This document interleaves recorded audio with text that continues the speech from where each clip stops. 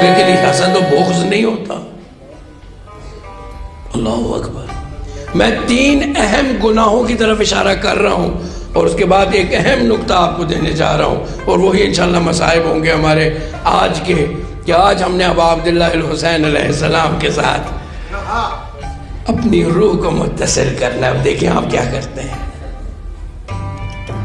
3 اہم گناہ کہ علماء اخلاق فرماتے ہیں کہ اگر یہ 3 گناہ کسی میں جمع ہو جائیں وہ اسی وقت کافر ہو جاتا ہے. اور یہ تینوں گناہ سب سے پہلے ابلیس نے انجام دیے. اس نے حسد کیا، تکبر کی، حرص اور تکبر. حسد، حرص اور طمع اور تکبر، تینوں گناہ. حرص کس لیے؟ کہ اس آدم کو جو ہے وہ خلافت مل رہی ہے، مجھے نہیں ملی.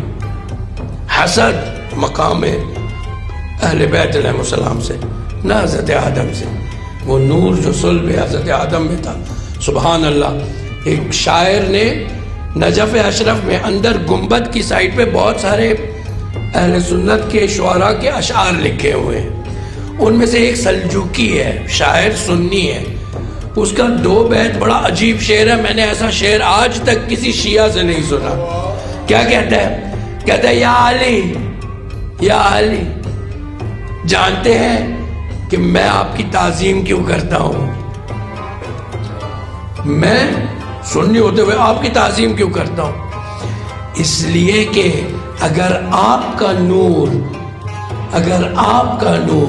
صلب آدم میں نہ ہوتا، خدا ہرگز فرشتوں کو سجدے کا حکم نہ دیتا. میں نے نہیں کہا، اہل سنت کے شاعر کہہ رہے ہیں. گنبد میں لکھا ہوا ہے، جا کے آپ پوچھ بھی سکتے ہیں کہ جی وہ دکھائیے گا شعر کہاں لکھا ہے. وہ اگر خادمین سے پوچھیں آپ کو دکھا بھی دیں گے، ترجمہ بھی کریں گے. یہ تو ابھی ایک نمونہ ہے، خدا گواہ ہے. آپ دیکھیں یہ جو 3 گناہ ہیں حضرت آدم علیہ السلام پر، ان کو تجسم بھی خدا نے جو بتانا چاہتا تھا خدا کہ دیکھو تمہارا دشمن کون ہے، شیطان. ایک دن حضرت آدم بیٹھے تھے، 6 افراد آئے، 3 گورے، 3 جو ہے وہ سیاہ. 3 جو سفید تھے وہ ادھر بیٹھ گئے، 3 جو کالے تھے وہ اس طرف بیٹھ گئے. پہلے سے پوچھا تم کون ہو؟ کہا میں عقل ہوں اور میری جگہ دماغ میں ہے. کہا اچھا. دوسرے سے پوچھا تم کون ہو؟ کہا میں محبت ہوں اور میری جگہ قلب میں ہے، دل میں ہے. تیسرے سے پوچھا تم کون ہو؟ کہا میں حیا ہوں اور میری جگہ آنکھ میں ہے. کہا اچھا اب تم بتاؤ. پہلے کالے، تم بتاؤ. کہا کہ میں تکبر ہوں، میری جگہ بھی مغز میں ہے.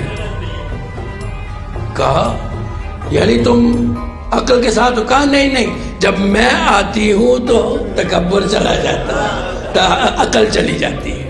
تکبر آئے عقل چلی گئی. دوسرے سے کہا تم کون ہو؟ کہا میں حسد ہوں اور میری جگہ دل میں ہے.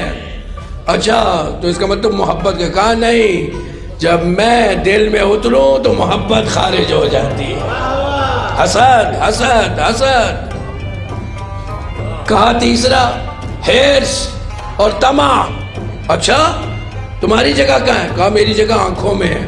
تم اس کا مطلب ہے حیا کے ساتھ ہو؟ کہا نہیں، جب حرص اور طمع آ جائے تو حیا ختم ہو جاتی ہے.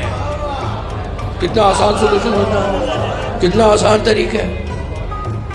اب آپ مجھے بتائیں، اب عبداللہ الحسین نے 2.25 مہینے آپ کو پریکٹس کروائی ہے.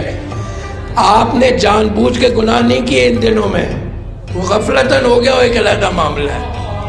آپ کو ثابت کر کے دکھایا ہے کہ تم اگر صحیح سالم زندگی گزارنا چاہو تو گزار سکتے ہو.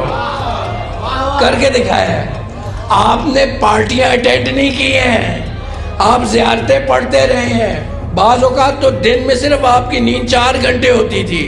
ایک مجلس، زیارت اور خدمت مومنین کی، اور دوسروں کو اپنے اوپر ترجیح دیتے رہے. اللہ اکبر.